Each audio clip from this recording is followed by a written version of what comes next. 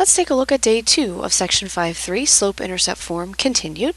Let's start with a warm-up. I want you to find the slope and the y-intercept of the graph of each of these two equations, and I want you to write an equation in slope-intercept form of the line with the given slope and y-intercept. Let's see how you did. In this first one, the equation would be y equals 4x minus 5. Our slope is 4, our y-intercept is negative 5. The second one, y equals negative 2x. The slope is negative 2, and the y-intercept is 0. Down here, we had y equals 0x minus 4, or we could simply write y equals negative 4. And then the second example, y equals negative 0.5x minus 6.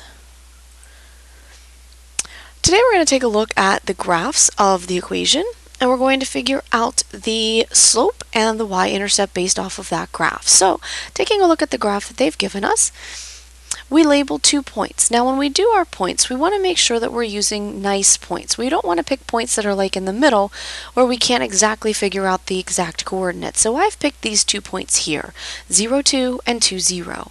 So we're going to use our slope formula, y2 minus y1 over x2 minus x1 to find our slope.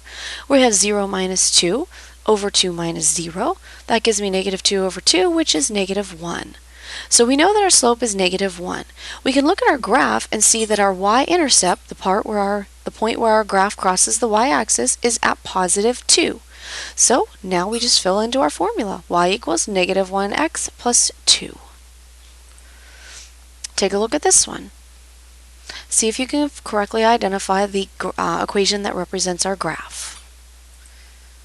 Here we have a y-intercept of 1. Our slope we can also use counting. So I did rise over run, so I went up 1 and to the left 3, which is negative 3. So my slope is negative 1/3. The equation would be y equals negative 1/3 x plus 1.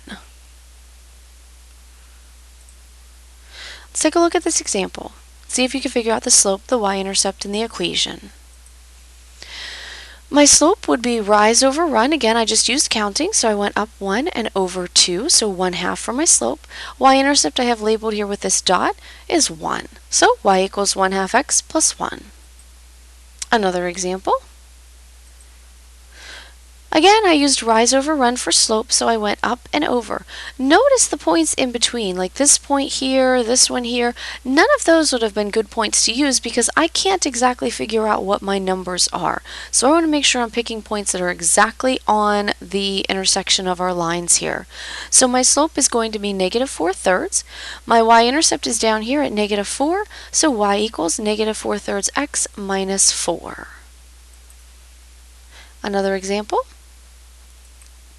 Again, I used counting, so I did my rise over run. So I went up 3 and over 1, so my slope should be 3 over 1, or just 3. Fix that. Now we need to fix this down here. Oops. So my y-intercept is at negative 3, so I have y equals 3x minus 3. Another example for you. This one, rise over run, we went up 3 and over 1 again, so 3 is my slope. My y-intercept is 1, so y equals 3x plus 1. Another example. My rise over run is 3 over 2, my y-intercept is 1, so my equation y equals 3/2 x plus 1. Your assignment for today, page 310, numbers 22 to 27.